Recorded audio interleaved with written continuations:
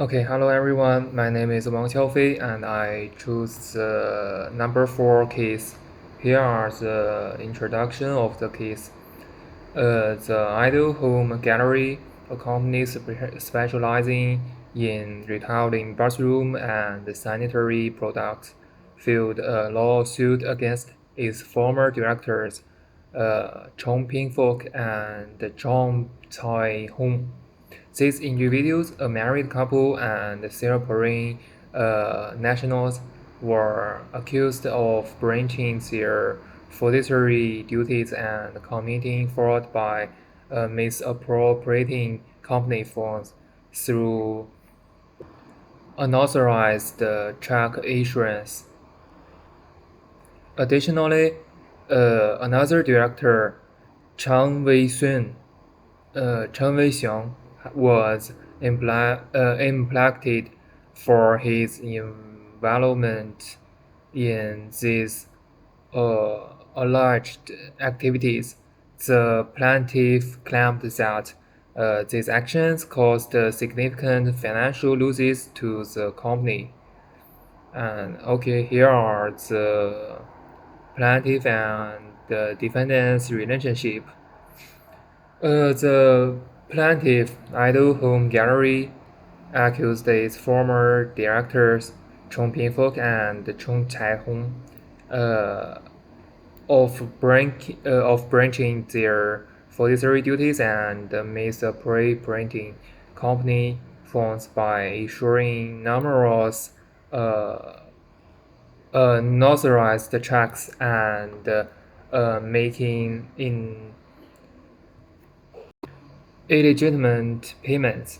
The defendants countered that the payments were uh, legitimate and necessary for purchasing goods and alleged that the lawsuit was maliciously intended to force the transfer to shares. Um, the relationship between the plaintiff and the defendants uh, highly conti- was highly contentious, centered around these financial disputes. And about the key factories, I think here are five. First one, branch of fiduciary duties. The defendants as directors were alleged to have breached their fiduciary duties by issuing or unauthorized checks and misappropriating funds. And the number two, the defendants were accused of committing fraud by making payments to themselves and third parties without legitimate business reasons, resulting in financial losses for the plaintiff.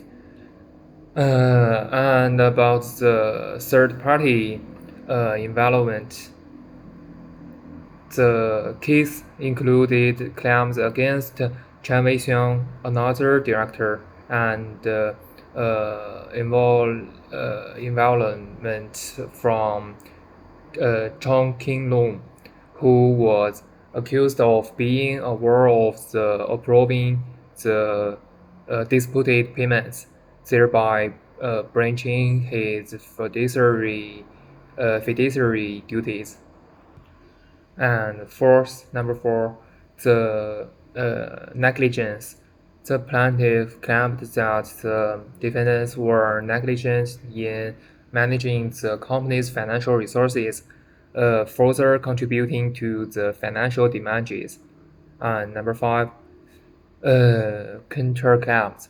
The defendants argued that the payments were legitimate and approved for purchasing goods, and that the lawsuit was filed maliciously to force the transfer of shares, uh, and in the case, here is a secretary.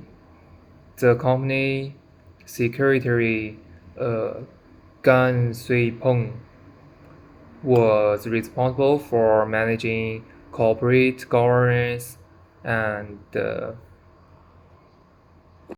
administrative functions, ensuring compliance with legal and regulatory requirements, and maintaining company records. And she remained in position throughout the proceedings, playing a key role in ensuring proper documentation and compliance. And in the case, the auditor, Chong Wei-kong, reviewed financial statements and testified during the trial, providing evidence regarding financial transactions and the legitimacy of the financial records. His findings were crucial in highlighting discrepancies and supporting the plaintiff's claims of financial misappropriation and fraud by the defendants. Okay, next part about the court judgment. The High Court ruled in favor of plaintiff at the home gallery against Chong Ping-fok and Chong Chae-hong for breaching their fiduciary duties and committing fraud. The court found the defendants had misappropriated company funds through unauthorized checks and illegitimate payments. The court ordered the defendants to pay 1,257,179.1 ringgit in damages to the plaintiff, along with exemplary damages to be assessed by the court. The counterclaims filed by the defendants were dismissed. And by the way, the counterclaim judgment, the court dismissed the counterclaims by Chong Ping-fok and Chong Chae-hong, finding no merit in their allegations. Finding no merit in their allegations, the defendants failed to provide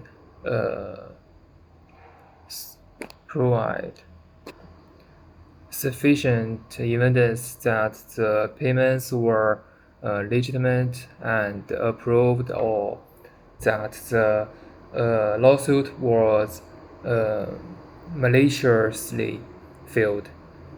Consequently, the court ruled that their counterclaims and claims against the third party were unfounded. And about the conclusion, based on the reasons stated, the court allowed the plaintiff's claim against the defendants and dismissed the first and second defendants' counterclaim. Additionally, the court ordered the first, second, and third defendants to pay 30,000 ringgit in costs to the plaintiff, subject to payment of an payment of an allocator fee.